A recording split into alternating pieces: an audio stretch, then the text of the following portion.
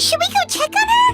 You know, just in case she's thinking of doing something stupid. I'd leave her be. The warriors of the Flower Feather Clan are a proud bunch who never show their vulnerability in public, even if they've gone wingless. Oh, Chaska? Good to see you again, Traveler and Paimon. Before we carry on, let's get a little further away before Koyer notices us.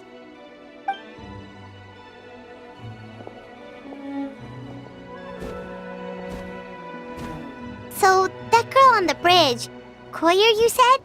Should she really be on her own right now?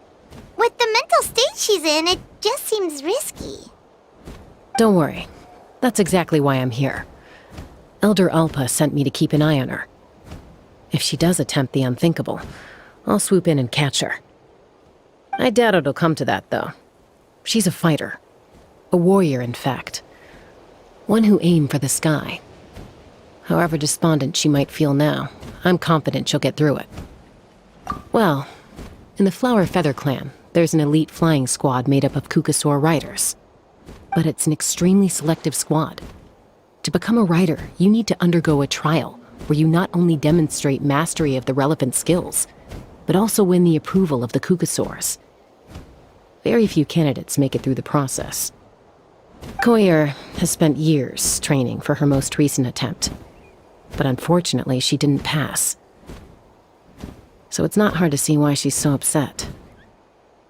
Sometimes, after multiple failed attempts to pass the flying test and win the Kukasaur's approval, people get so disheartened that they give up on their dream to soar the skies. They resolve to quit trying for good. We call those people the wingless. Do they get expelled from the tribe? What? No, of course not. They're still prized warriors.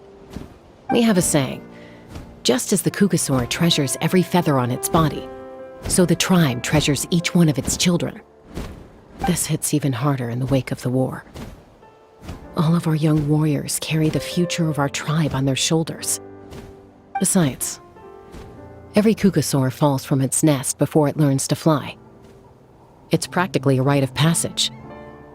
Likewise for the wingless, we always hold out hope that one day, when they're ready, they'll rekindle their dreams and keep trying. Until then, all we can do is quietly watch over them from a distance. Just like I'm doing now. Ah, okay. Paimon hopes she'll get back on her feet soon. Well, from the sound of her whistling, her confidence has been seriously shaken. No Kukasaur is going to respond to a call that sounds like that. Yeah, people from my tribe call to their Saurian companions by whistling or blowing a horn. So it sounds like Koyer was trying to summon a Kukasaur to practice her flying. But the Kukasaurs are an even prouder bunch than our warriors. They would never respond to a lackluster whistle like that. First she failed the trial, and now she's struggling to even summon a Kukasaur. That's only going to hurt her confidence further. And getting trapped in that vicious circle is the kind of thing that'll make people go wingless. Surely there must be something we can do to help. That's very kind of you. Koyer's flying skills are up to par, but mentally she's stuck in a rut. If she wants to return to the sky, she has to overcome that for herself. I'm going to lay low nearby, just in case she takes a turn for the worse. Let me give you a tour around the tribe once this is all over.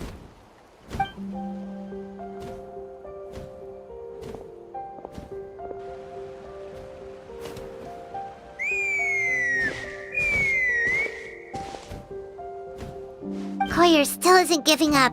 Even though Chaska said that she has to do this by herself, Paimon can't help feeling like maybe we can nudge her in the right direction. What if we could get a Kukasaur to fly up to her? That might give her the confidence boost she needs.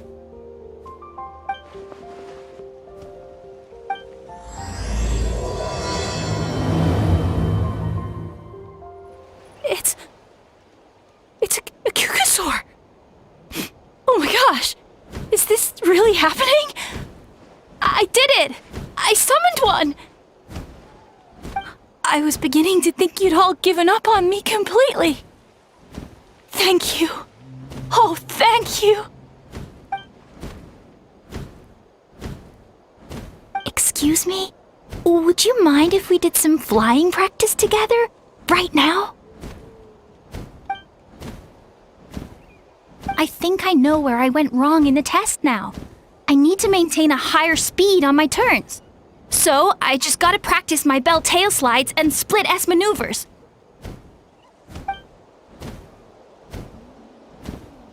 Also, I really want to try some stall turns and cobra maneuvers.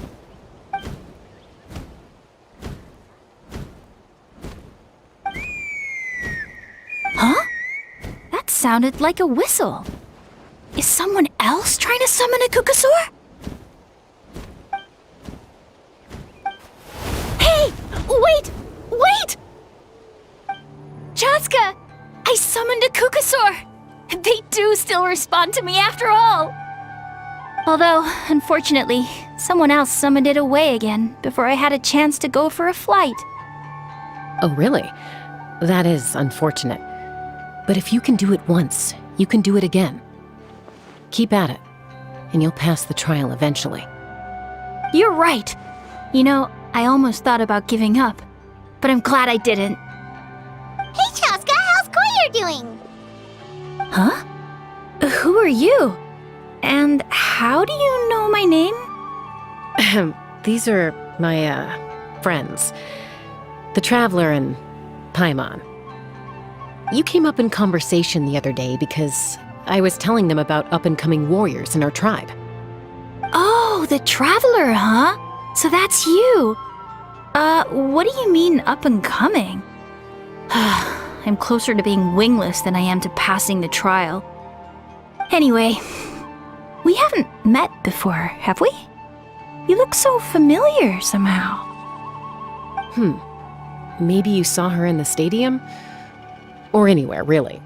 She's been all over Natlan lately, so it's not surprising that you've seen her around. If you say so. Koyer, Chaska.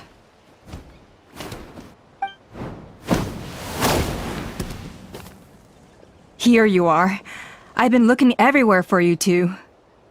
Oh, Elder Alpa! What's the matter? I thought I should tell you myself.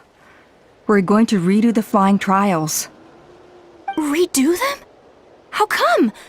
This is so unexpected. And I can't believe you came out here just to tell us that in person. It's embarrassing to admit, but due to time constraints, we didn't do a proper inspection of the arena before the last round of trials began. Then we started to notice many candidates performing worse than expected. So we redid the inspection afterwards and found a number of issues which likely impacted candidate performance. This was entirely our mistake, and I apologize unreservedly. I know it doesn't make up for it, but I thought bringing you this message in person was the least I could do. Oh, okay. Chaska, these people you're with, are they the Traveler and Paimon? Huh? You've heard of us? I have indeed. Gathering intel is an essential part of being a warrior. Plus, you've already made quite a name for yourself in Natlan. Actually, I've been meaning to invite you to enjoy our tribe's hospitality for some time. Hospitality? Oh, that includes food, right? Of course it does. If you let us host you, you'll be treated quite lavishly. Mighty warriors are highly revered in our tribe. Besides, we still owe you for your help during the war. Without you, we would have suffered far worse at the hands of the Abyss. So I like the chance to show you our gratitude on behalf of the whole tribe. Mighty warriors, plural? So Paimon counts too? Paimon's starting to like you a lot. That should go without saying. Your flying skills are the envy of our tribe. The Flower Feather clan seems like a really nice bunch of people. We definitely need to take her up on this offer. Well, I'd love to stay, but I'm afraid I still have to inform the other candidates about the retrials. With our younger generation's future on the line, there's no time to lose. Wait, Elder Alpa! Let me help! The sooner everyone gets the news, the better! Very well. In that case, Chaska, could I leave you to entertain our guests? Sure thing. Okay, let's meet by the obsidian totem pole later. Collier, let's get going. Okay.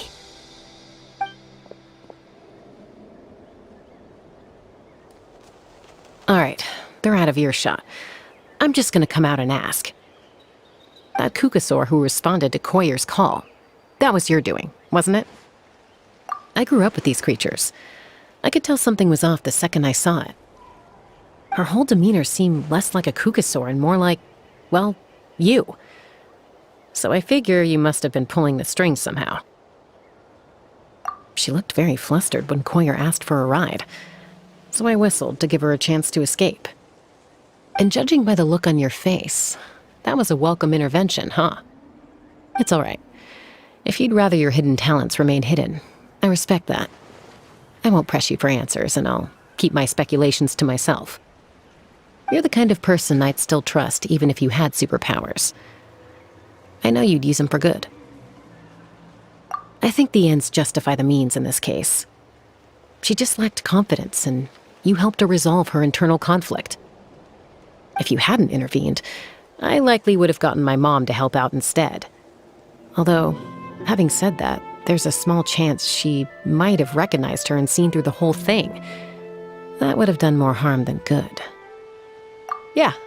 Anyway, if you're free now, how about I give you that tour I promised?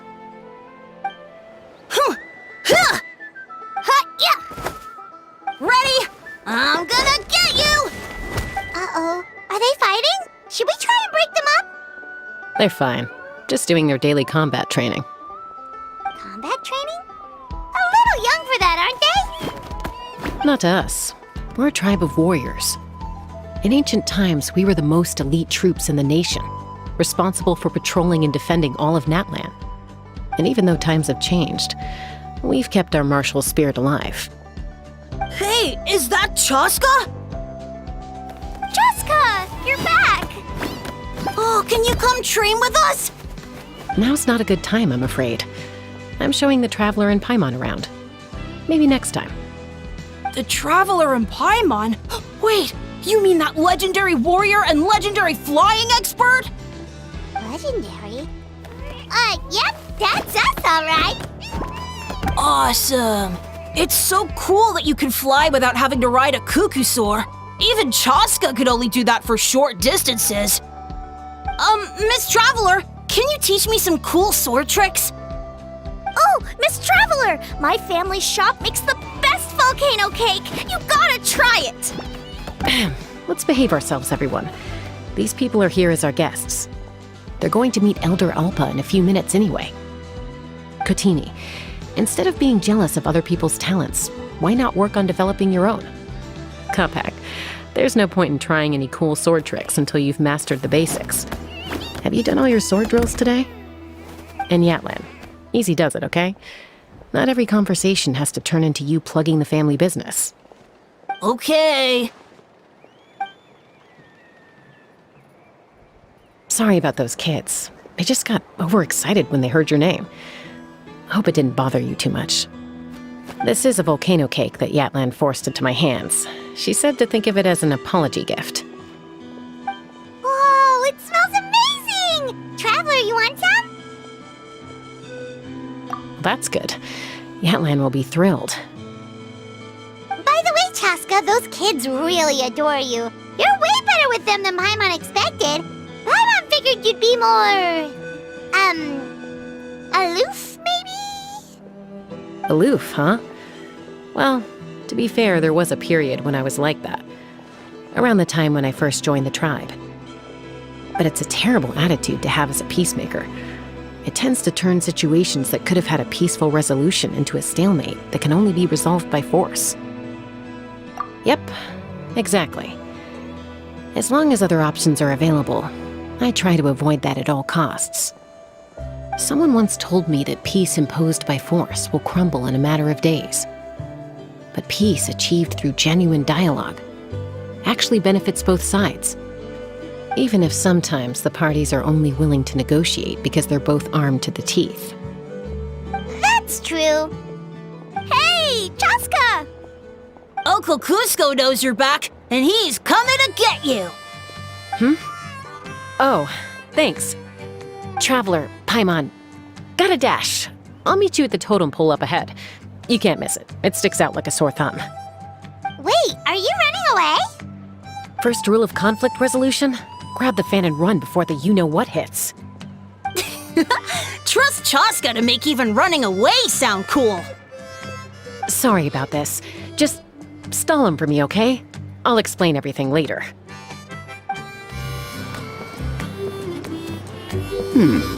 A golden-haired outlander and a white flying object. You must be the traveler in Paimon.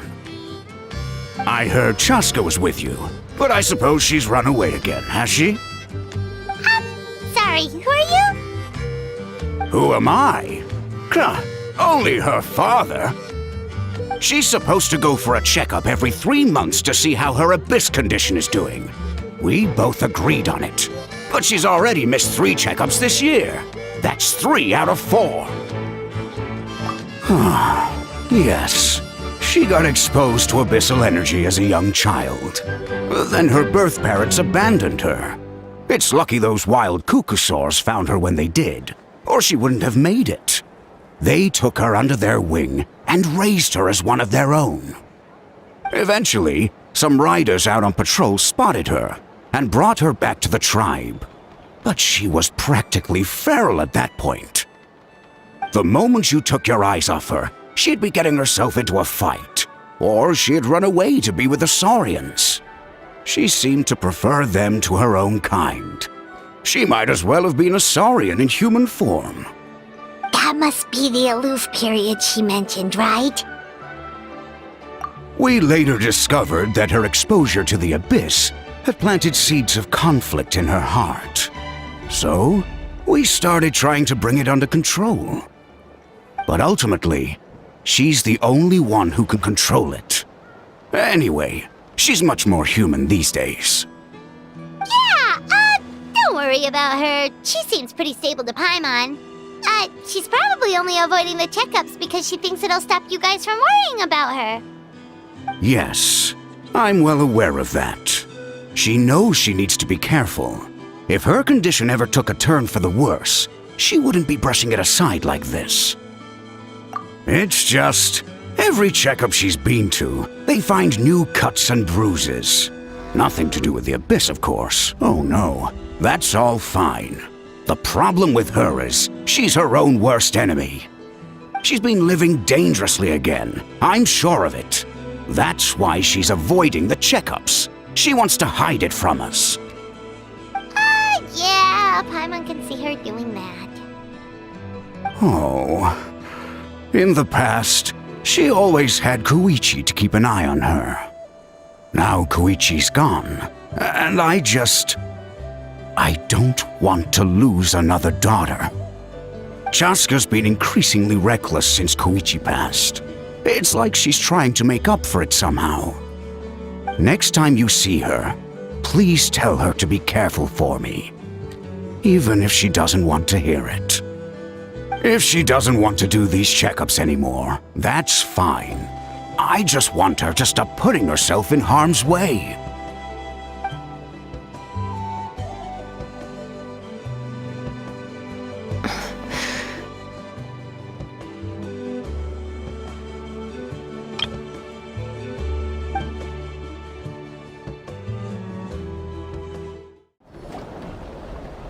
Hey, Chaska! Hey, Alba!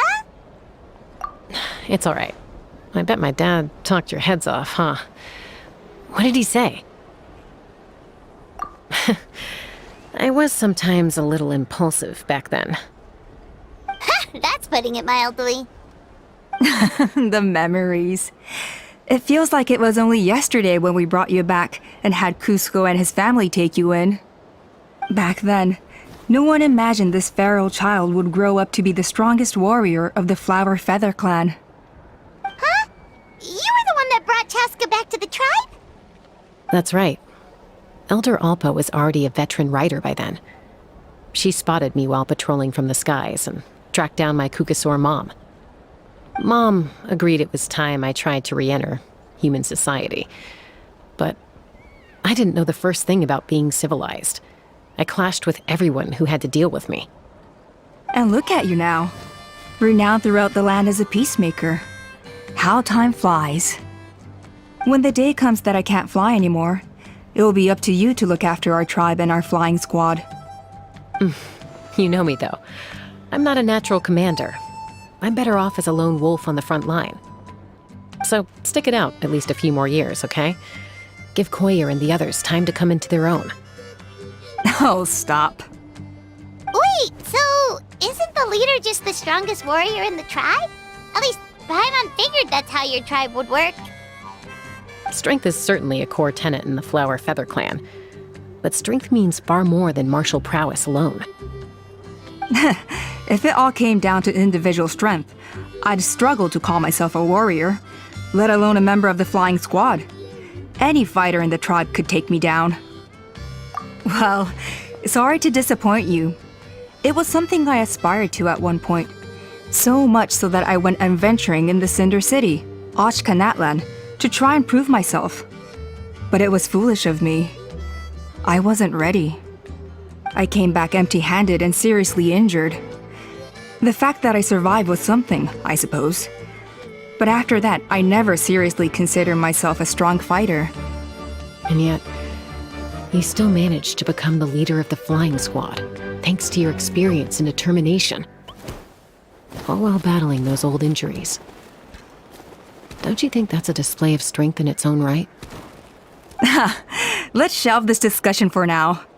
Traveler, Paimon, there are some simple refreshments on the table. Please help yourselves. Yes! Paimon was waiting for that part! They were for the snack stomach. The refreshment stomach still has plenty of space.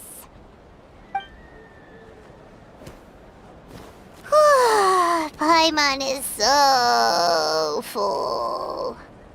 Well, if you're enjoying our hospitality, feel free to stay with us as long as you like.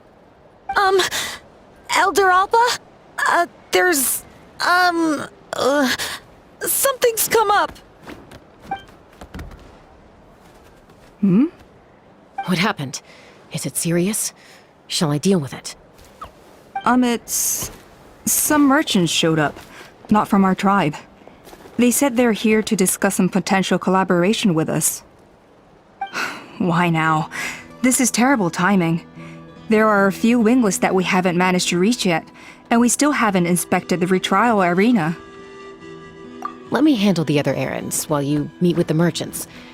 You shouldn't be trying to do everything at your age. You should help too. Seems only fair after all that food we ate. Oh, well, much obliged. Cheska, the remaining wingless are all people you know. Let's see. Pishika now manages the floating target balloons. Waska's probably still addicted to eyes on the feathered prize, and Junon spends her days up on the flying platform, staring at the Cinder City. I'll leave you to tell them the news. Are you sure you don't want to reconsider, Pashika? I appreciate it, boss. But honestly, I'm pretty happy with my life nowadays. Pashika, they're redoing the flying trials. Huh? Mutoda? Ah, did Alpa send you? I was just telling Pashika the news, actually. The way things are with the tribe these days? I mean, you don't need me to tell you. This here is no future for a seasoned warrior like you. Ah, come on, boss. Do you have any idea how long it's been? I've been wingless for years now. I'm not cut out for that anymore. Of course, I'll do my part if we ever need to defend the tribe. But there's really no point in me trying out for the flying squad now. I've already made my peace with it. Not everyone has what it takes to return to the sky after going wingless. Elder Alpa's perseverance is something else. And it's okay if I'm not destined for greatness. I might not have the Kukasaur's approval, but with my hot air balloons, I can still reach the skies. Handling these balloons every day, seeing how the customers react, the looks on their faces, that's enough for me. Finding something you love doing can be just as hard as passing the flying trial. It's worth holding on to. Fair enough. It's your choice. I won't force you. Oh, by the way, You should try taking a balloon ride if you've got the time. Once you've been up there for yourself, you'll see why I love it so much. No problem. If you ever want to give it a try, you know where to find me. A retrial? What's the point? I pretty much treat life like it's a game. No Kukasaur's ever going to approve of that, no matter how many times I try. Waskar, I can assure you, Kukasaurs wouldn't judge you for something like that. Well, they must be judging me for something. Maybe I lack fighting spirit, or just don't have the talent. Not everyone's a natural like you. Don't waste your time on me. You'll have better luck with the ones who still have their heads in the clouds. In the meantime, I think I'm gonna treat myself to a few more games of Eyes on the Feathered Prize. Yeesh, there's Wingless, then there's being a total lost cause. You used to be a fierce warrior, actually. But fighting spirit alone won't win you the Kukasaur's approval. Are all Kukusaurs so strict? The ones in floating target balloons and Eyes on the Feather Prize seem pretty chilled out. It's one thing to hang out and have fun, but quite another to take to the skies with a human life on your back. Giving a ride to someone who's unqualified endangers not only the rider, but also the Kukasaur themselves. If the rider makes a mistake, they both suffer the consequences. So we have a mutual understanding with the Kukasaurs. If someone isn't up to standard, we have to reject them. Even if it means breaking their hearts.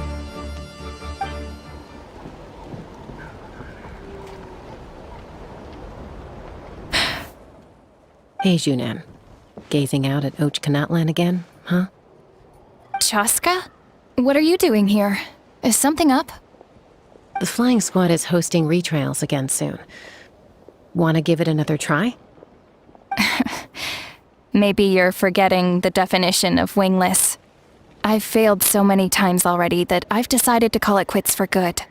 I'm done.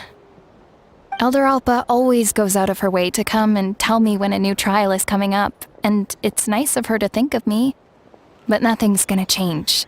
I'm not going to suddenly pass just because they're holding another trial. They're making some big changes to the arena this time, so the flying experience should be smoother than before.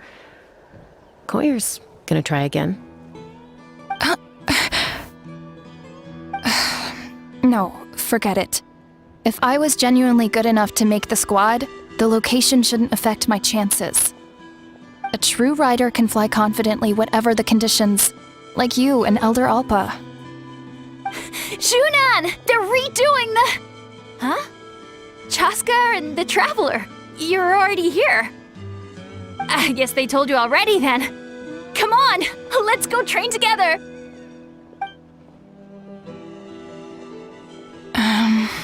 I'm gonna sit this one out.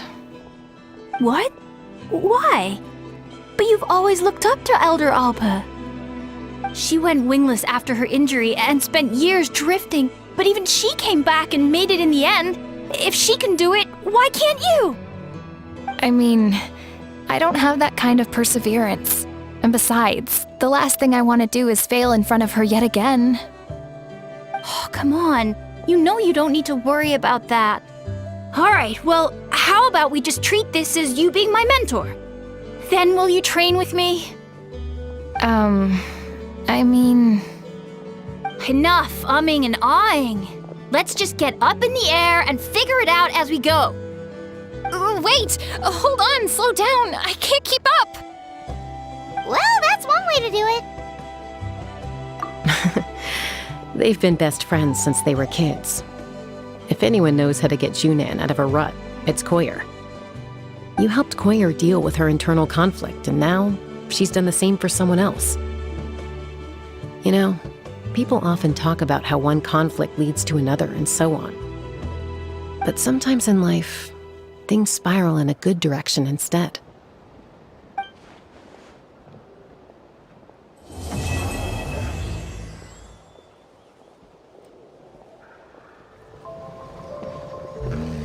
Oh, hey there, Chaska. Did Elder Alpa send you?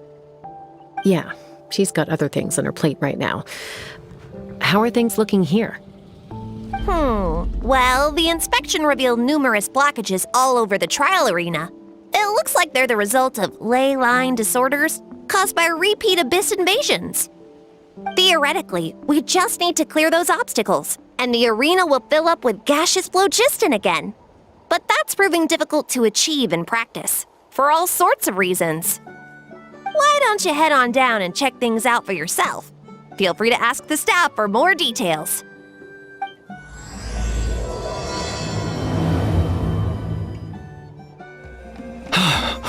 Oh, are you here to help? Thank goodness. There's no way I could do all this by myself. So the blockage here has to be cleared using a special bomb, but carrying explosives up that steep slope would be a recipe for disaster.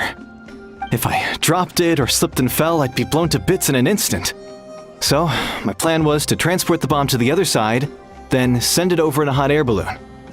All I need now is for someone else to strike the balloon at the right moment, dropping the payload right on top of the spout, and problem solved. What do you think? Simple enough, right? Huh? Oh, that one. No, I've got no idea who that belongs to. Or how they got it up so high. I just wish I could fly up there and check out what kind of tech they're using. Ah, well. Getting the trial arena back in order is more important. I'll head over and set up now. Let me know when you're ready. Wow, you took care of everything in no time at all. Incredible work. Now we just have to wait until the gaseous phlogiston is fully replenished. Then we can kick off the retrials. Actually, Inkanak, I'd like to do a test flight first, just to make sure we're not missing anything. Could you arrange that for me? Huh? But you only just finished getting the arena ready. There could still be other hazards we're unaware of. All the more reason to have me test it out. Think of it as another inspection. I guess you're right. With your flying skills, you won't be in any serious danger, even if there are hazards we overlooked. The conditions in this area seem a little unstable, but a test flight is the only way to catch any lingering issues. All right, I'll get things set up for you. Just let me know when you're ready. That was amazing. Paimon couldn't take her eyes off you. No, nothing major. Give it a few days, and we should be able to conduct the trials. Help! Help me! You're from the Flower Feather clan, right? Please, come quick, you've got to help us! Catch your breath first. What's the situation? We got attacked by a Kukasaur. My friends are still stranded in the middle of the road with the goods we were transporting. Please, I'm begging you, save them! Huh? Are Kukusaurs really that aggressive? Do they usually attack groups of people unprovoked? Not in my experience, but there are exceptions to every rule. Let's go check it out.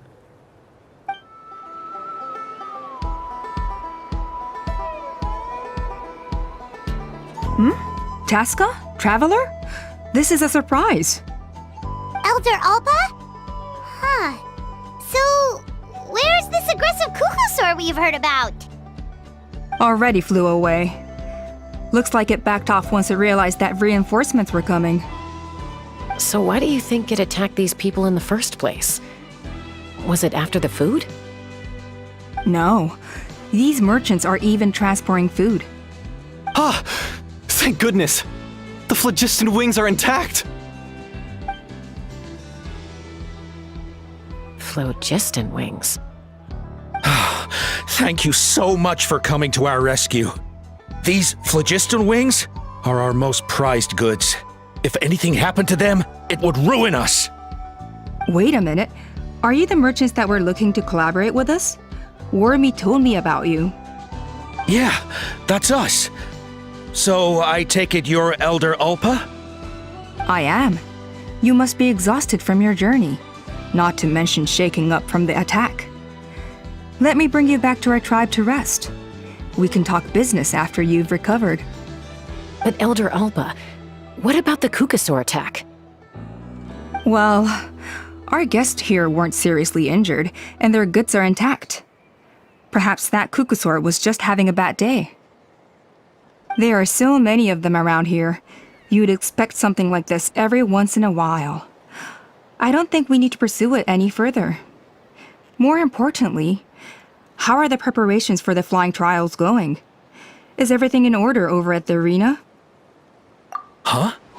Did you say flying trials? What a coincidence!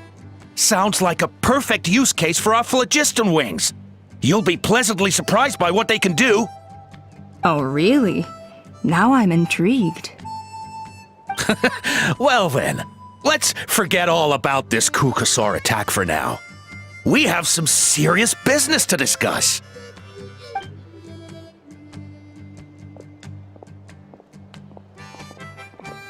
Huh? So that's it? That all went smoother than expected. Well, guess we'd better get going. Huh? Chaska?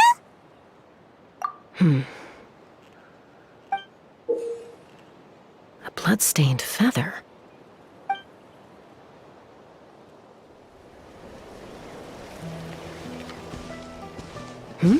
Ah, Traveler and Paimon. You came. Yep, and it looks like we made it just in time. Although, can't say the same for the Kukusaurs. Bit of a low turnout, huh? Yeah, you'll see why soon enough. All right, get ready. 3, 2, 1, fly! Whoa! We're really flying! I feel light as a feather. I'm flying without a Kukusaur. These phlogiston wings are awesome! What's going on? Paimon can barely believe her eyes. How did they fly all on their own? The merchants we ran into that day were selling a product called phlogiston wings. It's a flying machine worn on the back. To operate it, you just use a handheld trackball that controls the flow of gaseous phlogiston. That's incredible. Yeah, if our tribe, well, if Natlan mass adopted this technology, it would revolutionize our mobility and responsiveness in times of crisis. Just think of the countless tragedies that could be averted. I feel like I'm dreaming. Did I really just fly on my own without the help of a Kukusaur? You'd better believe it. Plus, you just passed a flying trial. Right, Elder Alba? Elder Alpa? Should this really count as a pass if we did the trial using phlogiston wings? Why not? The scoring rubric is about flying performance. It doesn't specifically say you have to ride a Kukusaur, does it? Yeah, maybe, but... I mean, even Chaska had to ride a Kukusaur in a trial, right? And the whole point of the trial is to test both your flying technique and your ability to work with a Saurian companion. Well, if we can fly by ourselves, maybe we don't need to test the ladder anymore. Chaska, Traveler, what are your thoughts on this new invention? Right? That's what I think too. I agree that they have strategic value, but I don't think it makes any sense to evaluate candidates by the current testing standards if they're using phlogiston wings. Why? Shunan finally mustered the courage to go through with this, and now you're saying it doesn't count? We don't have any experience using these wings in battle, nor is it immediately obvious how to incorporate them into the existing systems in our tribe. Taking a longer-term perspective, I think we need to start by getting thoroughly acquainted with how these things work. Then we can develop a new trial format with new assessment criteria, tailored to candidates using the phlogiston wings. You all raise valid points. But Chaska, while your proposal sounds perfectly reasonable, it would probably take years to put it into practice. We lost so many people in that war. These phlogiston wings could be exactly what we need to strengthen our forces and boost morale in this trying time. And as for real-world battle experience, there will be plenty of opportunities to gain that. I have high hopes for you, Junon. Huh? Hey, stop staring into space! Say thank you! Oh, thank you. Thank you, Elder Alpa. You have nothing to thank me for. Remember, the way you got your wings back was by relying on yourself. Oh, Elder Alpa! Bad news! Kukusaurs are attacking the merchants again! Again? Okay, everyone, stay put while I... Huh? Chaska?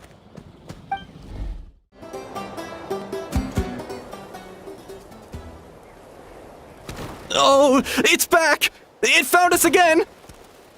Run! Get out of here!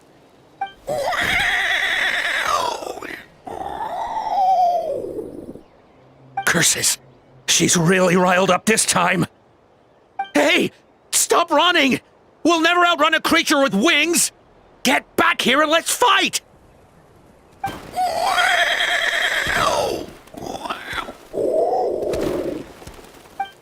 Stop! All of you!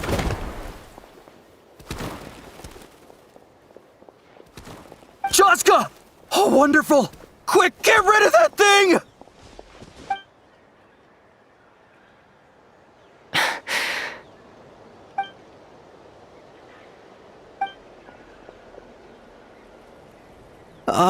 What's going on? Why isn't she doing anything? So it really is you. Sister. Wait, sister? That Kukusaur is Chaska's sister?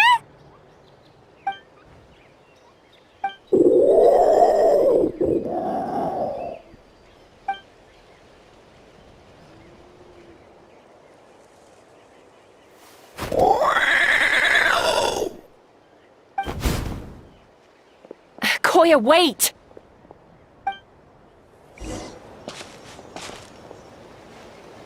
Chaska, are you okay?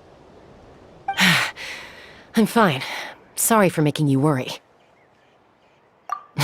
No point. She's an expert at hiding her tracks. Once she's shaken you off, you'll never catch up to her. At least, I always used to lose to her at hide-and-seek when we were kids. Well, yeah. You know I was raised by Kukusaurs. Anyway, she and I grew up in the nest together. Her name's Koya, and she's my big sister. We played together all the time, chasing each other through treetops or mountaintops. It felt like it would go on that way forever. Until the day I was sent back to live with the humans. Not all Kukusaurs are friendly towards people. Koya, for instance, she's fine with me because we grew up around each other, but she's not fond of other humans. When Mom decided to send me away, Koya strongly protested, and after I left, she became more and more reluctant to interact with humans. Maybe she thinks that humans stole you away from her.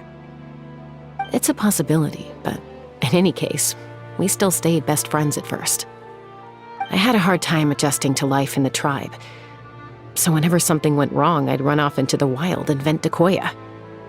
Ah, so that's what Uncle Cusco was talking about. He said you seemed to prefer hanging out with Saurians to your own kind back then. Yeah, I did. But then, gradually, everything changed.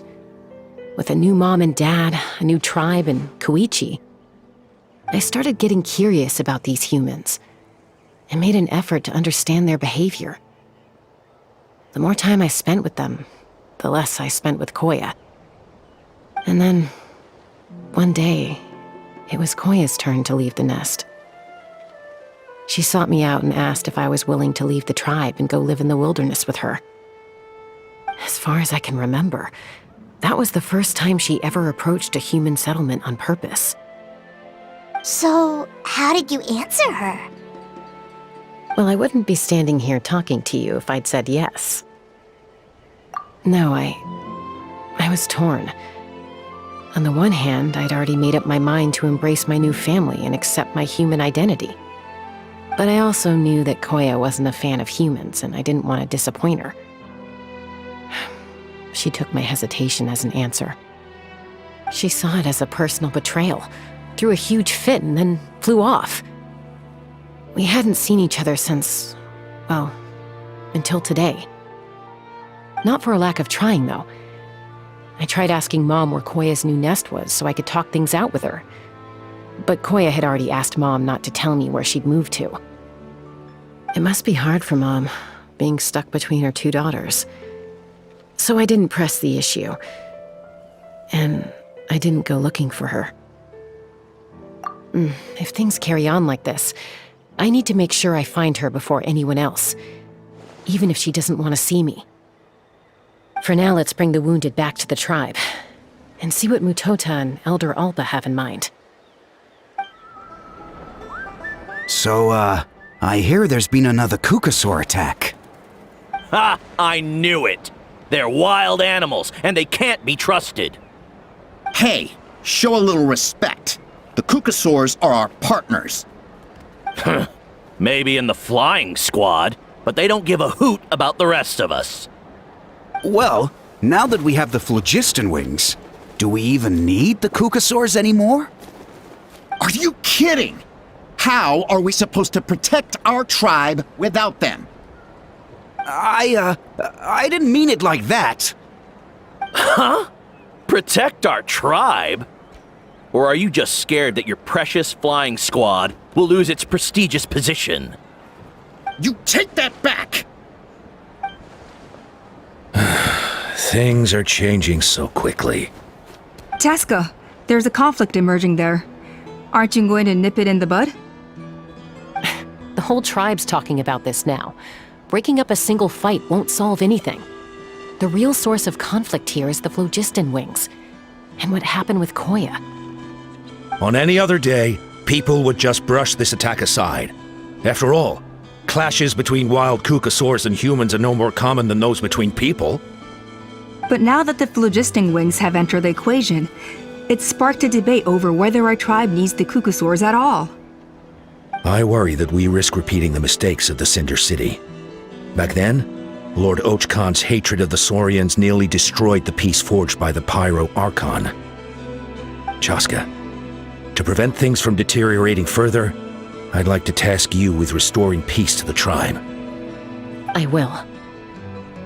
Traveler, you've already done so much for Natlan, and the Flower Feather clan has no right to ask more of you. But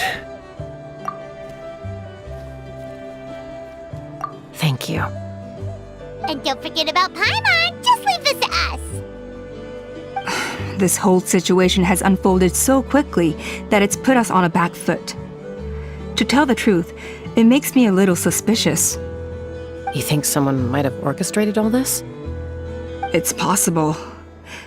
Leave it with me. I'll look into it.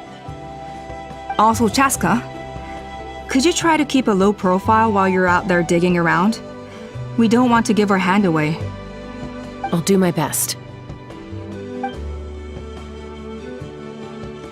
Okay, so where should we start? This all began with Koya's attacks. If we can find out what led her to do it, that should give us something to work with. Unlikely. Given how she reacted when I showed up, I don't think she's forgiven me. If you want to resolve a conflict through dialogue, sometimes you need a third-party facilitator. Let's go see my mom.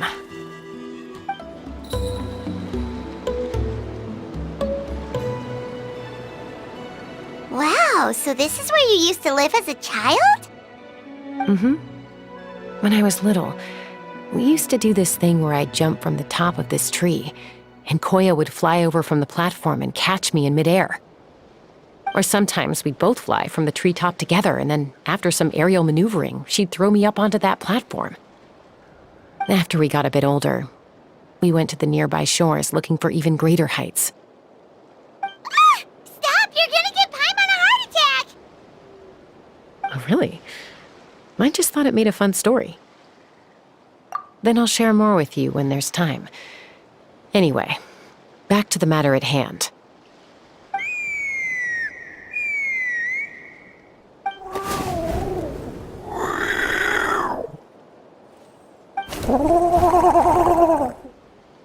Hey, Mama Bird. I'm back. My last visit was only a week ago, wasn't it? See? I visit you more than I visit Papa Cusco. I brought a couple of friends with me. These are the Traveler and Paimon. Traveler, Paimon, this is my mom. Her name is Chimpu. In the human tongue, anyway.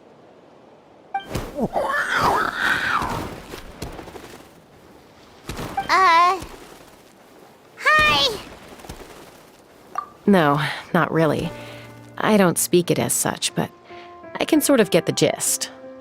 Although only with Mom and Koya, since I spent my formative years with them. Even then, it's basically a best guess based on their sounds, body language, and expressions. Seems to work about 9 times out of 10, anyway. As for whether Mom understands me, I can't always tell. But somehow we still manage to communicate. Call it the family bond, I guess.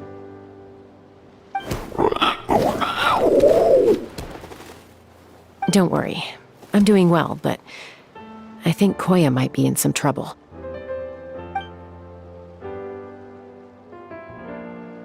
I know she's never been a fan of humans, but she's never deliberately attacked them before either. What's behind this sudden change? Does, Auntie Chimpu know anything? Doesn't look like it. Koya hasn't visited her in a long time. Then, could you please tell me where she's living nowadays? I really need to talk to her. If this animosity between her and the tribe continues, then the next time there's an incident, I don't know if I'll make it there in time.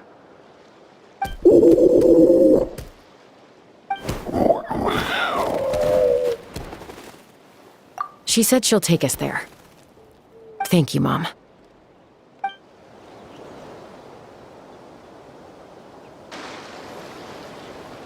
This is a really remote location. Guess she was trying to get as far away from humans as possible. We stay here? Okay. Got it. Traveler, Paimon. Mom says we should stay out of sight for now. She'll talk to Koya first. Koya is very hostile toward humans right now. So if we show up unannounced, it might just make things worse.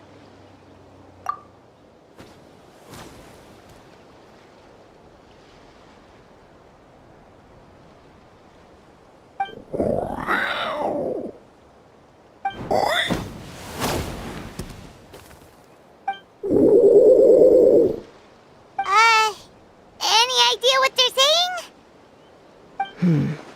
Sounds like things are more complicated than I imagined. There's evidence in this area suggesting that Koya might have been the victim of a human attack.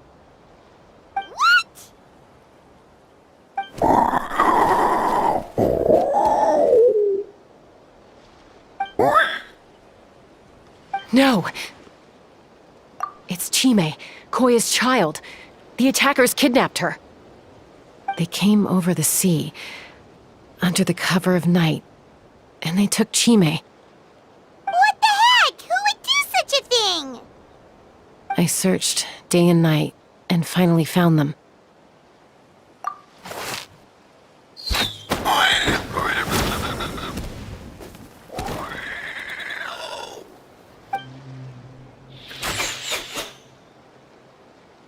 Oh, yeah! Tafal's contraption is working like a charm! Got her in one! Hey, there's another one! Wait, is that the one that got away last time? Who cares? Just get them all! T'Pol pays us per catch!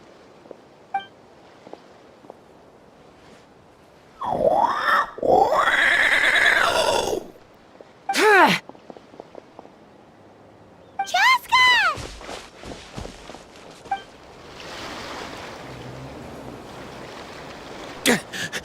Don't come any closer, or I'll... Go, Phlogiston Wings! Take me out of here! Uh-oh, looks like it malfunctioned. This is bad. Mom and Koya are already injured. And if that thing explodes right next to them... Help! The elemental energy suppresses it! Please, someone! Get back!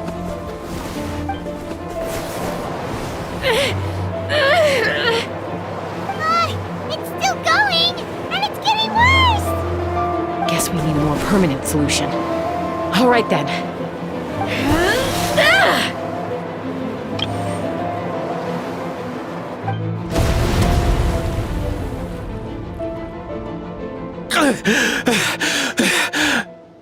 That was too close. I thought I was gonna die.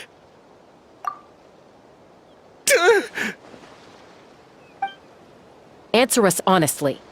Were you the ones who attacked Koya before?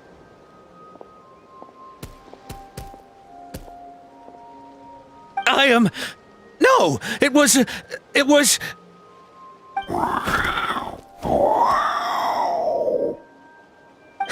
Well, she says it was you. Just tell me, who sent you here? It was to Paul.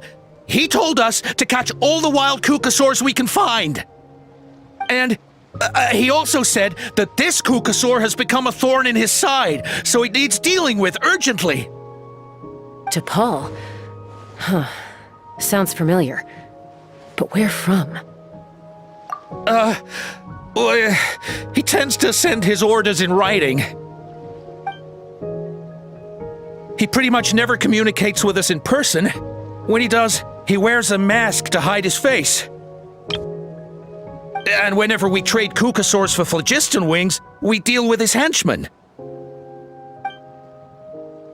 So you didn't even make those wings? All we did was slap some labels on them and transport them over here, to make them look like they're imported. To make it harder to trace their origins. I don't know, honest! Well, that's mighty convenient, huh? What about if I held a gun to your head? Would that change your answer? No need.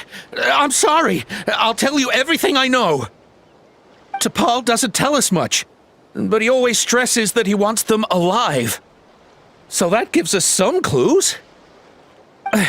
This is just a best guess, of course, but we suspect that the gaseous phlogiston stored in the trackballs is drawn directly from the Kukasaurs.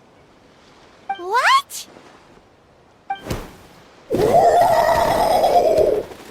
Easy now. You're still injured. Hey, keep talking. Yes, ma'am. So, the gaseous phlogiston has to be highly refined in order to power the phlogiston wings. The slightest imperfection can have disastrous consequences, as you just witnessed. But the Kukasaurs have a natural ability to process gaseous phlogiston. So, if you use them as an intermediary, then... That's enough. So the Kukasaurs you took, where are they now? T'Pol should have them. But no one knows where he's based, apart from him and his henchmen. We've tried looking for it ourselves, even followed them a few times. But we always end up losing track of them. Random thought. Maybe they're hiding up in the sky? T'Pol. T'Pol. I'm sure I've heard that name. Maybe it was... Jaska, Traveler!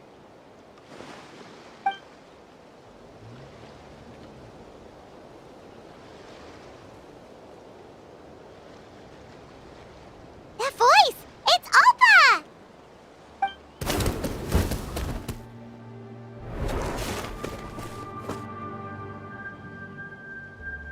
Elder Alpa? What brings you all the way out here? Well, I was patrolling nearby when I heard the sound of an explosion. What's going on?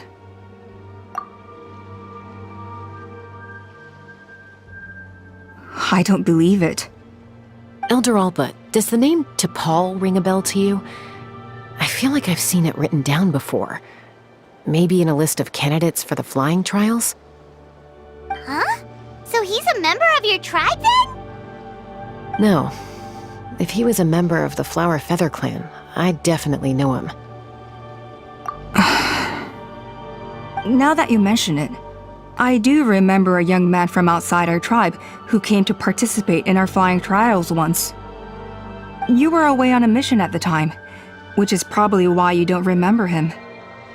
He was a craftsman from the Children of Echoes, but he'd always dreamed of soaring the skies, so he wanted to join our flying squad. The Children of Echoes?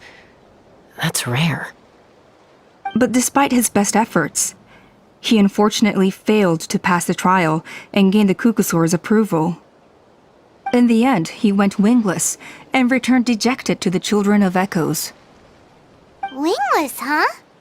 Maybe he invented the phlogiston wings to get revenge on the Cuckoosaurs. Perhaps. Or maybe it's simply his way of dealing with his regrets over his past flying endeavors. Either way, it doesn't excuse his abuse of the Cuckoosaurs. I'm gonna take these guys back and expose the truth to the tribe. It's time for this conflict to end. Easy, Chaska. Remember what I said about keeping a low profile? The ringleader still hasn't shown himself, and this man's allegation about powering the phlogiston wings with Cuckoosaurs is only speculation.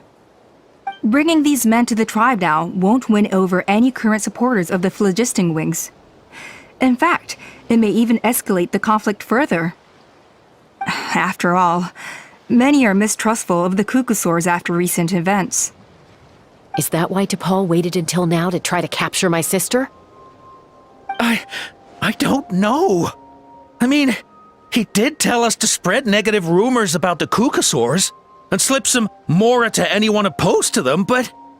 But Koya only attacked humans because they stole her child! Nevertheless, we will be hard-pressed to change people's minds while emotions are running high. Unless we have irrefutable evidence. Bravo! My thoughts exactly. In the meantime, leave these men with me. I'll escort them back to the tribe. I'll take the other members of their crew into custody too. They won't get another chance to stir up trouble. Fair enough. I guess finding T'Pol is gonna be the key to resolving this conflict.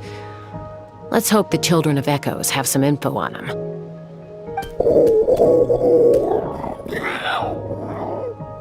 Sorry, whatever it is, it'll have to wait till this is all blown over. I have to fix this situation before it spirals out of control. Mom, sis, rest up and get well soon. I gotta fly.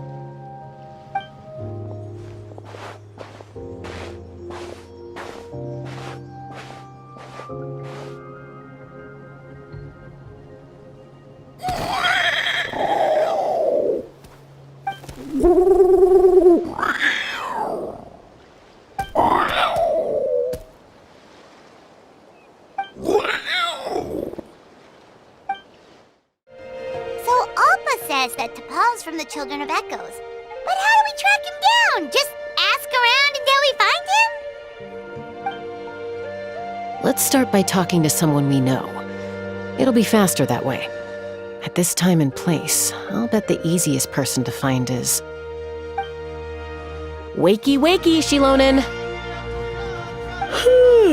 Oh, it's you. Okay, give me a second. I'll come down.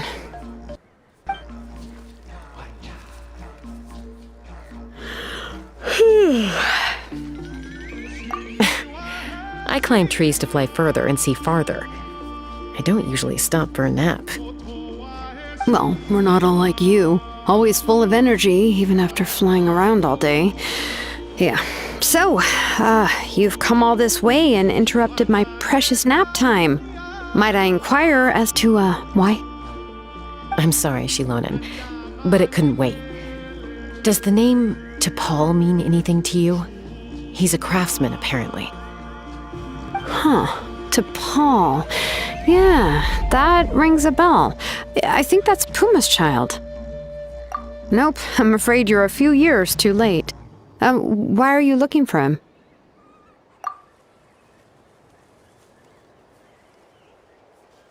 Huh, phlogiston wings. Wow, okay. the kid actually pulled it off. Well, looks like no more rest for me today. Pulled it off? You mean he's tried making something like this before? Yeah, he started trying to build a flying machine right after he got back from the Flower Feather clan. So right after he went wingless then. Was this flying machine anything like the gun you made me? You mean your gun that's harder to tame than the proudest Kukasaur? No, he wanted to build something that allows anyone to fly freely, even if they're not naturally gifted. But he never got very far back then, though. Blew up his workshop a few times and barely made it out alive. I never really kept up with him after that. His parents traveled a lot in their youth and only returned to the tribe after he was born. But they settled in a remote area and don't interact with other people much.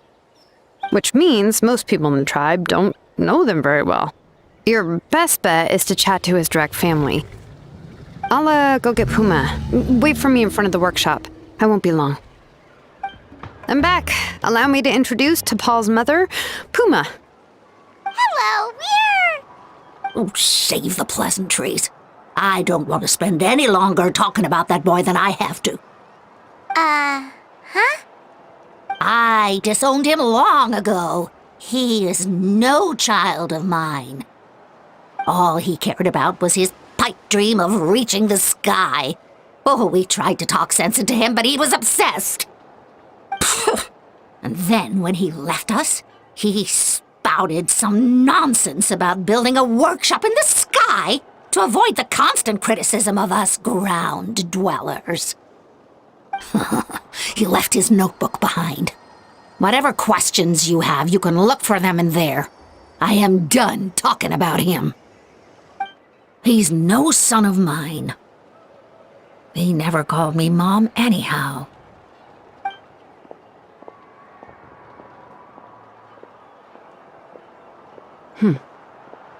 Wow, they've really fallen out. Paimon sure wasn't expecting that.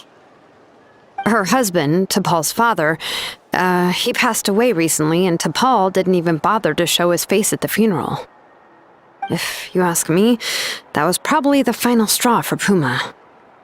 I'll go keep her company. If there's anything else you need, just come and find me. Thank you.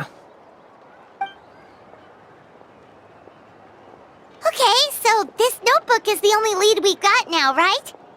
What's in there?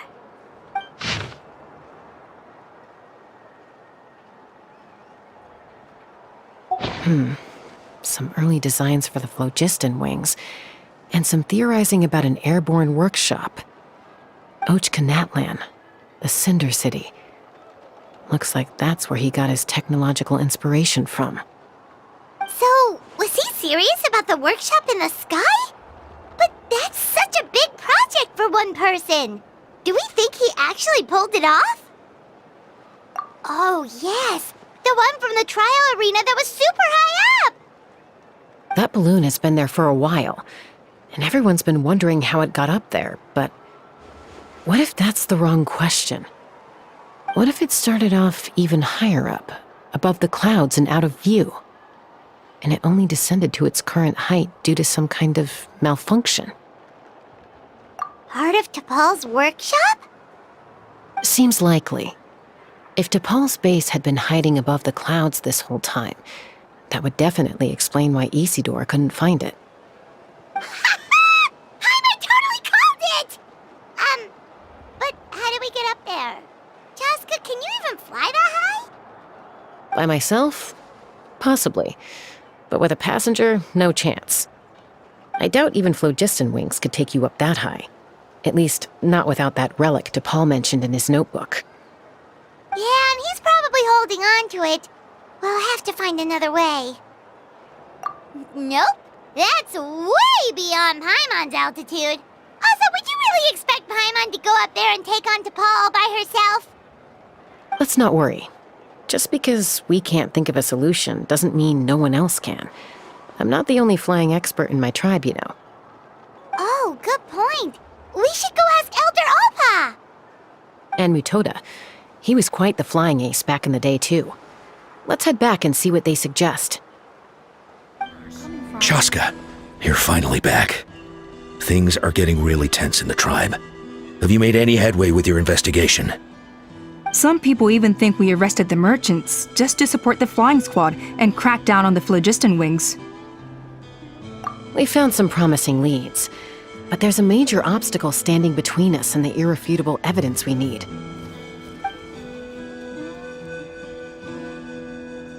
A relic from the Cinder City? So Och Khan's still managing to sow discord, even after all these years. An airborne workshop and a hot air balloon above the trial arena. And that's where you're trying to get to now? Neither phlogiston wings nor a Kukusaur can take you that high up. Do you really think that's where T'Pol is hiding? You know what? There might just be a way. Really? Do you still remember those spouts in the arena? When they were all blocked, the gaseous phlogiston was trapped and unable to flow. But now, it's flowing freely. If we were to block them up again... You mean all of them except the one at the very top of the arena? To build up the pressure there? Precisely. With all the gaseous phlogiston flowing through one spout, it would create a high-pressure wind current. And then we just ride it up into the sky! Yes, it has its risks, but with Chaska's abilities, I think she could manage it. It's an extremely risky approach, but I agree that it's feasible. If you want to give it a try, check with Inkanak at the trial grounds. She can explain how to block the spouts. Chaska, if anyone has a hope of seizing this evidence from the high heavens, it is you. Goodness me, that is a very bold idea. Maybe so, but we have to act fast. What's the quickest way for us to block off the spouts? From a technical perspective, I'd have to advise taking some measurements and carefully planning this out first. But I'm guessing that's not what you want to hear. Then we'll have to take the rough and ready approach. See the solid phlogiston over there? Our prior inspections revealed that some kind of stable structure has formed inside, making it highly damage resistant. It's not without its weak points, but unless they're all struck at the same time, the structural integrity won't be threatened. So, what happens if we do strike them all at once? It'll collapse. Okay, I see where you're going with this. Yeah, you got it. As long as you hit all the weak spots at once from the right angle, the solid phlogiston will fall right on top of the spout and block it up. You're right about rough and ready. Sounds like my kind of plan. It actually worked! But wait, how are Paimon and the Traveler supposed to get up there? Koya can give you a lift. She's actually been following us this whole time.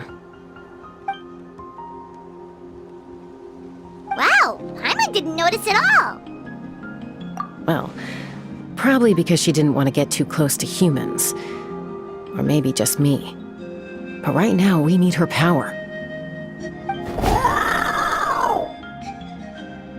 Whoa, you didn't even have to summon her! Yes, up there. That's probably where Chime is. All right, let's go have a little talk with this T'Pol. Haven't ever flown that fast before. She feels so ready to throw up. Aha.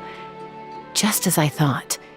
It might look like a regular hot air balloon from the outside, but up close, it's clearly been heavily remodeled. And sure enough, it only descended below the cloud line because the custom-built machinery malfunctioned. I should be able to figure it out with T'Pol's notebook. Thankfully, I know a little DIY from fixing up my guns when they're having issues. That should just about do it. Now all it needs is a nice hard kick. Maybe that works on your guns, but, huh? We're really moving!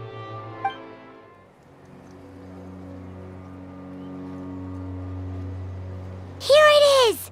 The workshop in the sky! Oh, you gotta see it to believe it. Makes you wonder why T'Pol even bothers with phlogiston wings when he has tech like this. Well, According to the notebook, the platform beneath us runs on components from the Cinder City. Those can't be mass-produced. Also, I have some doubts about its mobility after seeing how it moved just now. For someone like T'Pol who dreams of flying freely, this definitely doesn't cut it. But if he's got that relic, he should be able to make a set of prototype wings for himself, right? Why bother making a whole flying workshop so he can mass produce them? But this doesn't add up. If he's already achieved the power of flight, then he must have bigger dreams we don't know about. But what? With any luck, we'll find the answers in his workshop. Why won't it fly away like the others? Is it... She's still breathing, but barely. By the looks of it, T'Pol was using these cages to extract phlogiston from the Kukasaurs. Once a Kukasaur is drained of phlogiston, it becomes too weak to move. We'll have to come back for these ones after dealing with T'Pol.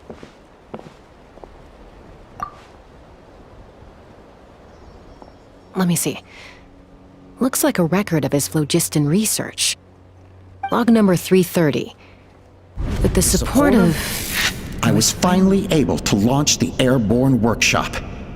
Even though it relies on the relic for 80% of its power supply, I've at least taken the first step. Log number 348. Research on the relic is progressing well. I should be able to replicate the technology and scale up production very soon. Has proposed a name for this groundbreaking invention: the phlogiston wings. I think I'm getting close. Soon I will achieve my dreams. Log number 377. Encountered some issues with the new smaller model phlogiston wings. The gaseous phlogiston showed some volatility during the refinement process. Thinks we should proceed at a more cautious pace with the refinement experiments. But after so many past failures, I have to prove that I will succeed this time. Log number 114. Ran an experiment using Kukasaurs to refine gaseous phlogiston.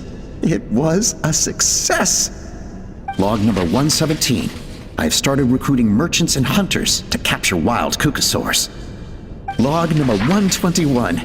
Major breakthrough in the efficiency of phlogiston yield. Huh? So many parts have been crossed out! Yeah, probably the contact he alluded to in his other notebook. Guess he has a benefactor. Did anyone else notice how the numbering system in this notebook suddenly changed halfway through? We haven't got time for textual analysis, I'm afraid. Grab the notebook and let's press on. Log number 403. Introduced me to some new comrades who fully support my ideas.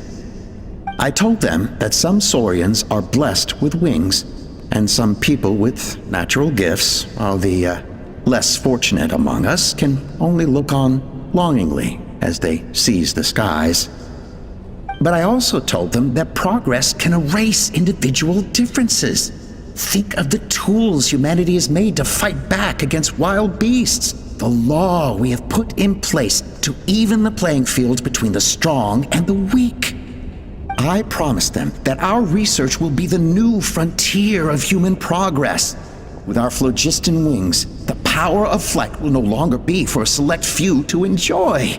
Imagine a world where the skies are for all to share.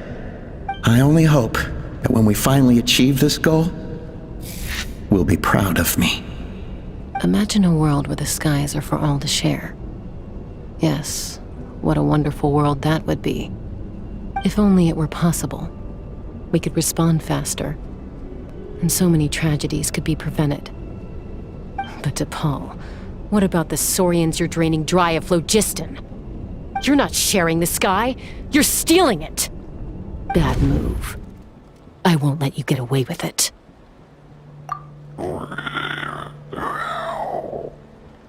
I'm fine. Let's keep moving. I don't think we'll find anything else here.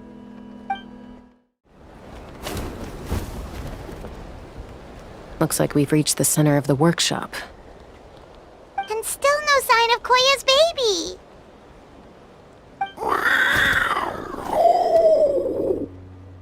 Let's search this area for now. If we still can't find Chime, we'll double back.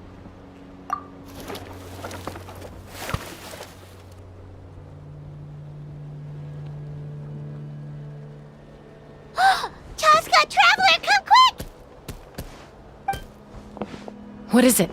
Did you find Chime? Not yet, but look! It's another one of T'Pol's notebooks! Alright.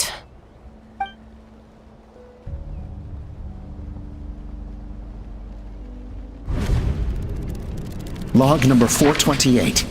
We decided to restart the experiments on phlogiston refinement, but without telling.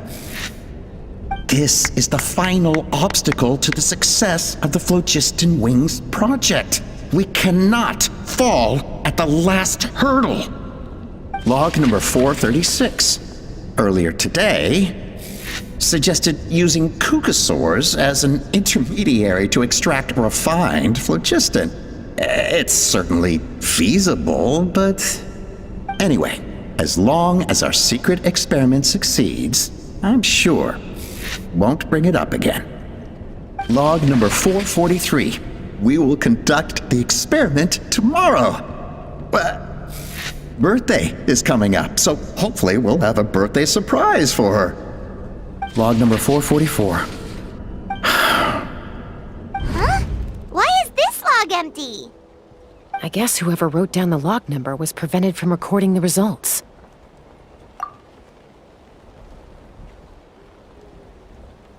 Log number 0. We lost many comrades in the accident. Among them are friends, lovers, and children.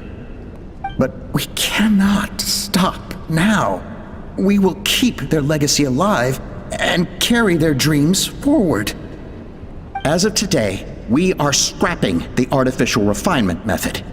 Instead, we will focus all our efforts on phlogiston extraction from live cucosaurs. They are arrogant beasts whose existence in the wild serves no one but themselves. Their true worth lies in their sacrifice for the sake of human progress. To facilitate our operations, we will gradually move the airborne workshop closer to the Flower Feather clan, even as we continue to expand it. All this we do to create a world where the skies are for all of humanity to share. All this we do to make T'Pol's dream a reality. Given the way this is written, not to mention the fact that the numbering has started over from 0, it kinda sounds like this is someone new. Does that mean that T'Pol's already... There's also a letter tucked in the end of the notebook. It's from Puma.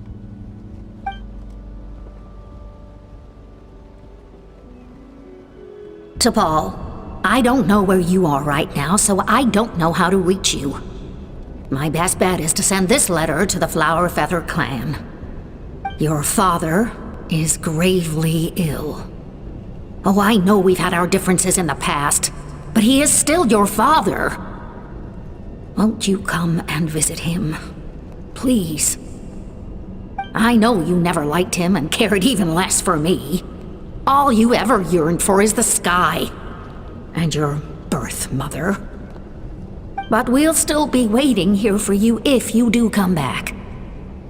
This may be the last chance you'll get to see your father. So Puma's not T'Pol's real mom? Huh. Well, she did say he never called her mom, but I'm gonna assume she was just venting. We know that T'Pol's father passed away quite recently, and this letter looks recent. By contrast, the writing in this notebook is old and faded. It looks like the real reason T'Pol didn't attend his father's funeral is because he'd long since passed away himself. If we ask ourselves why this letter was sent to the Flower Feather clan, why T'Pol always yearned for the sky, and how he got his hands on a relic from the Cinder City, it all points to one answer. That's right. T'Pol was my child. He was born during my days as a wingless wanderer. His birth gave me new hope. I wanted to become the kind of mother who spent her days as a valiant rider, soaring the skies. Not an aimless, wingless nobody. But his father wanted to settle down, to give his child a safe, sheltered life in his tribe. We fought about it constantly, until the love we once had for each other was gone.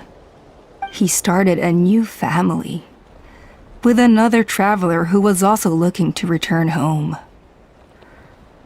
And I went back to the Flower Feather clan, alone. Alpa? I had no idea that despite being raised among the children of echoes, my child still harbored dreams of the skies. Can you imagine, Chaska? The joy and surprise I felt when he showed up at my door, asking to join the flying trials. Or how proud I was when he said he wanted to prove his own worth, rather than relying on my position as elder. And then the anguish that overcame me when he was rejected by the Cucusaurs and became wingless, just as I had after my injury. You've got a lot of nerve showing your face here. Don't take this the wrong way, Chaska. I'm not here for a fight. I just want to talk. Isn't that your preferred way to resolve things? I trust you've learned of T'Pol's wish on your way here. A world where the skies are for all of humanity to share. If only his dream can be realized, no one will ever have to lose their wings again. Our aerial prowess will be greater than ever before. War will never again come at such a great cost. The loss of Koichi is a tragedy that need never be repeated. So tell me, Chaska, do you really wish to see the phlogiston wings forever grounded and gathering dust? Nothing you've said excuses all the conflict you've caused. You mean the argument back at the tribe? It was a necessary measure. Sometimes this is the only way to accelerate the pace of progress. Is a mother harming her children when she coaxes them into swallowing a bitter pill? Of course not. It is a brief moment of suffering for the greater good, and the child would come to understand this in due course. The phlogiston wings are that bitter pill. We will never progress as a tribe if we cling to the scraps the Cucusaurs offer us. Once the people have embraced the phlogiston wings, they will never look back. Even if they learn how the refined phlogiston is sourced. They will convince themselves that the sacrifice of a few Cucusaurs is a small price to pay for our dominion over the skies. But this I had not anticipated.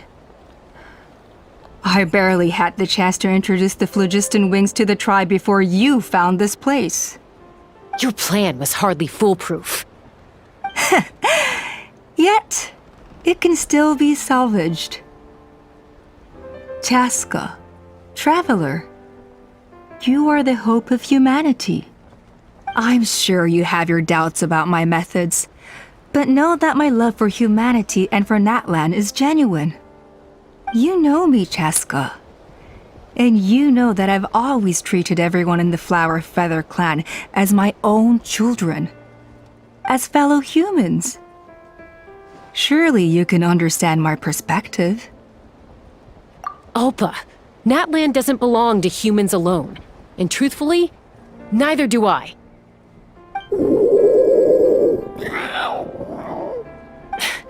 How many times has the Abyss invaded Natlan now?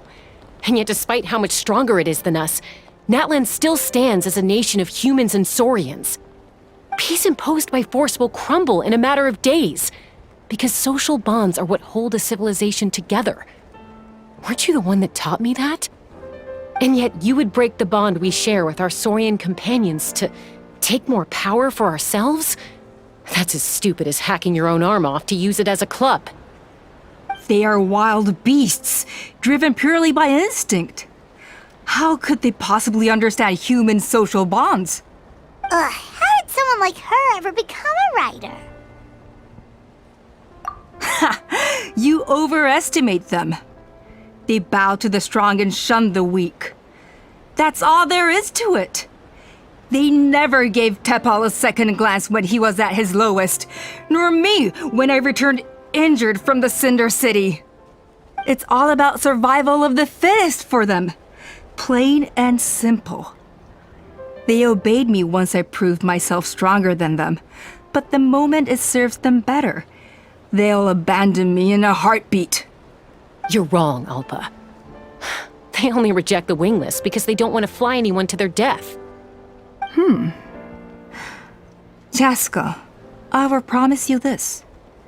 Only the unruliest wild cuckosaurs will be used for phlogiston extraction.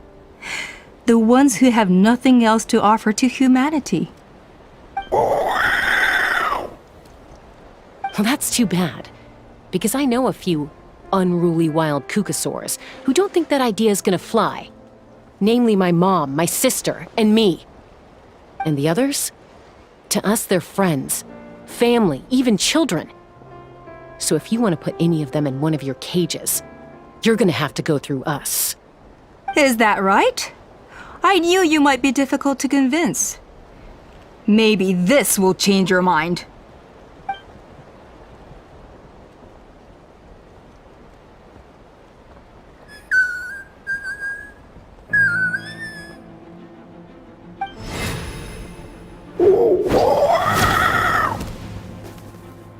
Chime!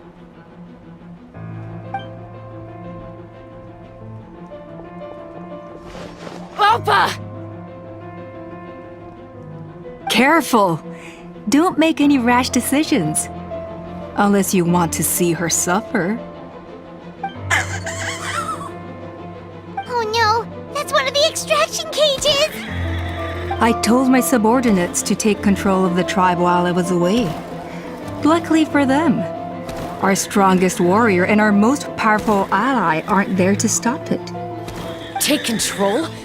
What are you planning to do with Mutota and his supporters? Merely accelerate their inevitable downfall. They cannot stand in the way of progress forever.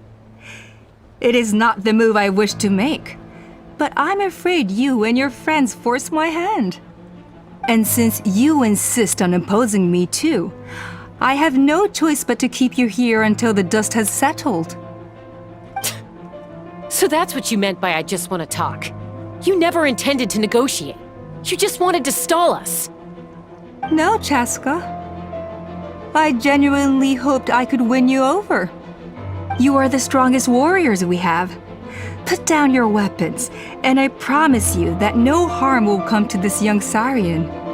I just need you to stay here for the next couple of weeks or so, while my people consolidate their power.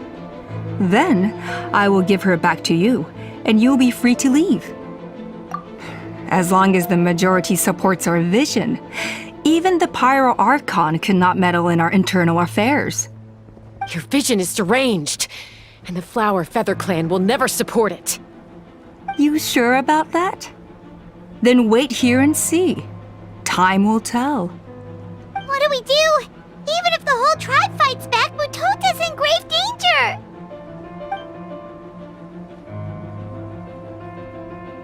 Stop delaying the inevitable! Drop your weapons and get into the cages, now! She's still holding Chime hostage. Is there really no other way?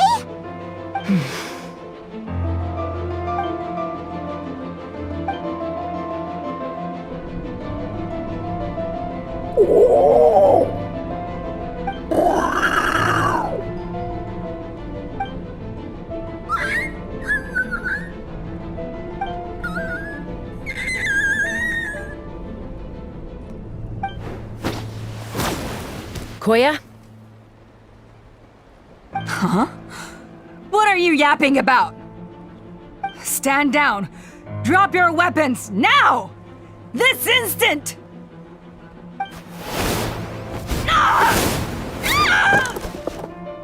No! The relic!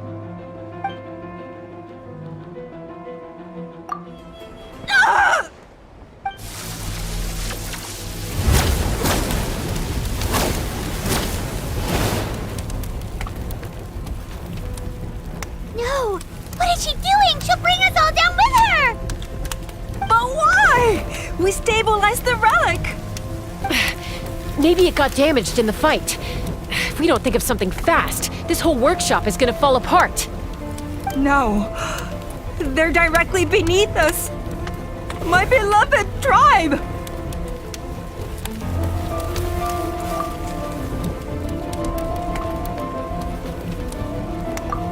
Okay,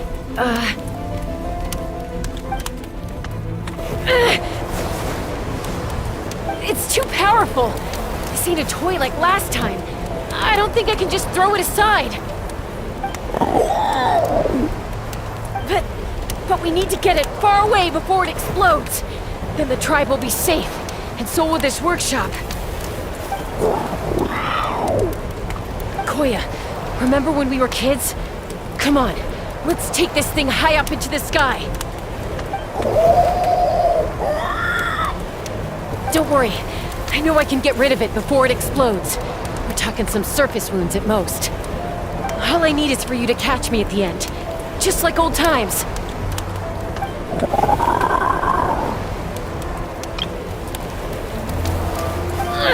I can't hold it back anymore. We have to go. Don't be insane! Alpa! What are you... You're a fool, Chaska! Why would you choose such a risky solution? We cannot entrust the safety of our tribe to this wild Saurian! I'm the fool. You really think you can stand a better chance than me? Sure, it may be asking too much for an ex-wingless to escape the blast radius in time. But I can fly it a safe distance away, even if it's the last thing I do.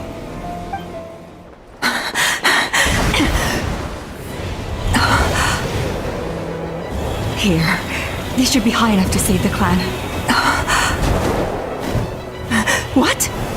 You don't get to die a hero today.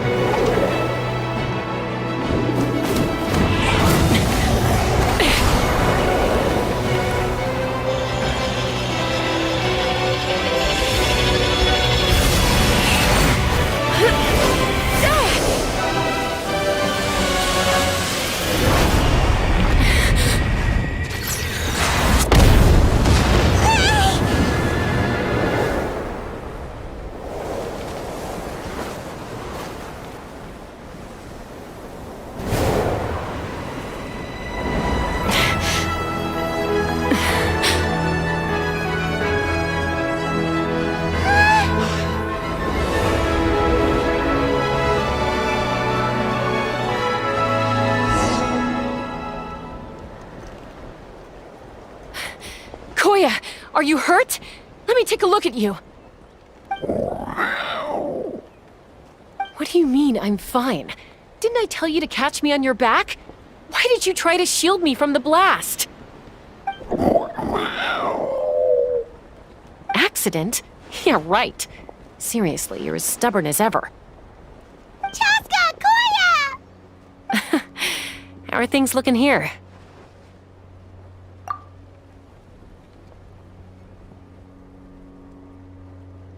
I think that's putting it mildly. I owe you one. Again.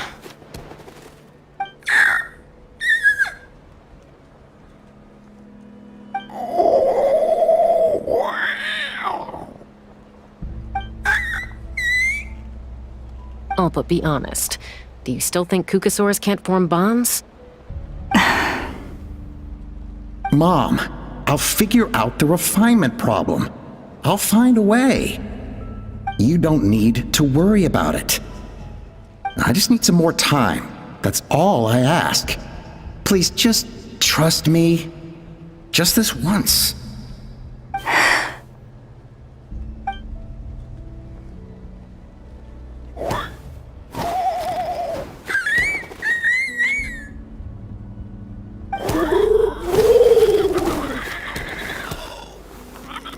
The Flower Feather Clan yield to the strong.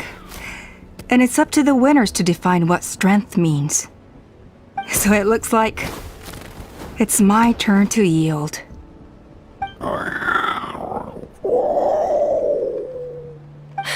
Koya! Koya!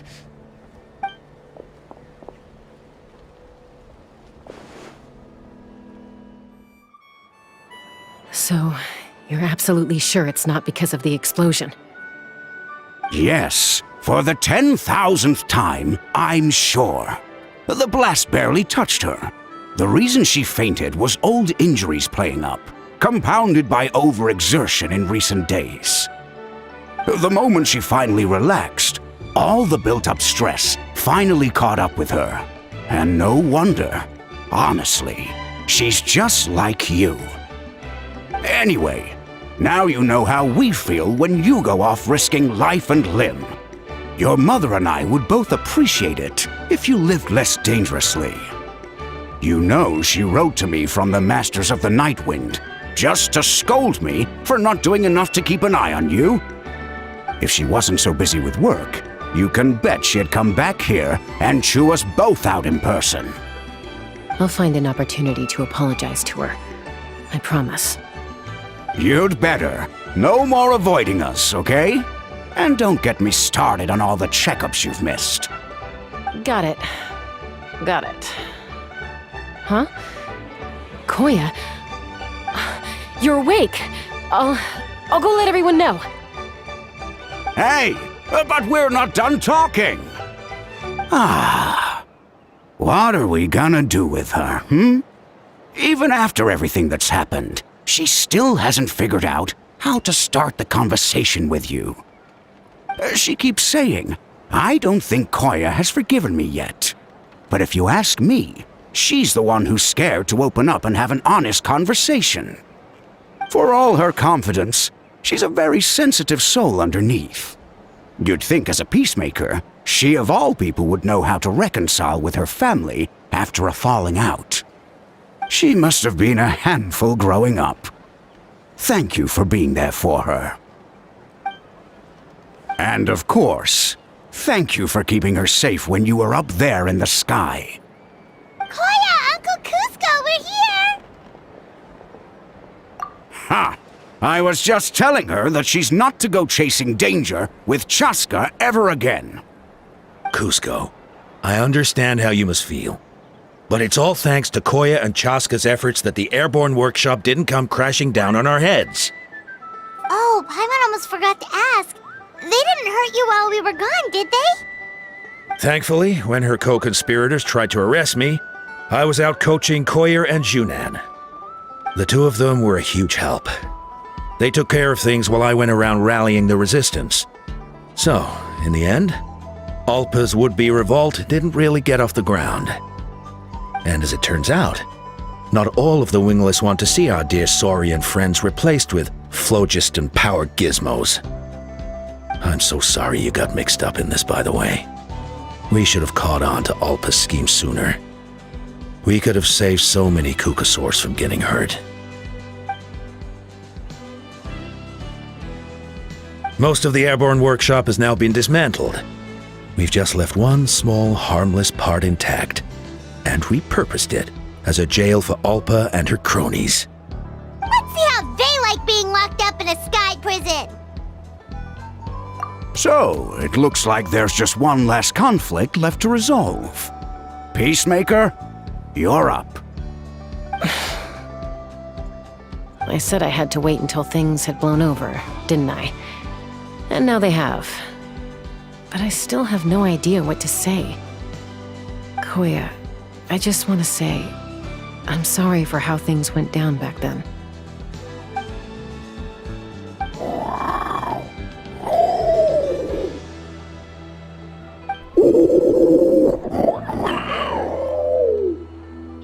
Huh?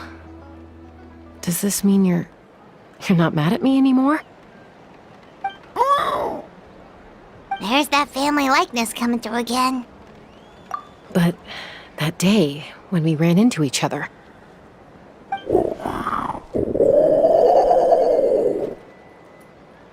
Huh? So then, when did you finally make your peace with it?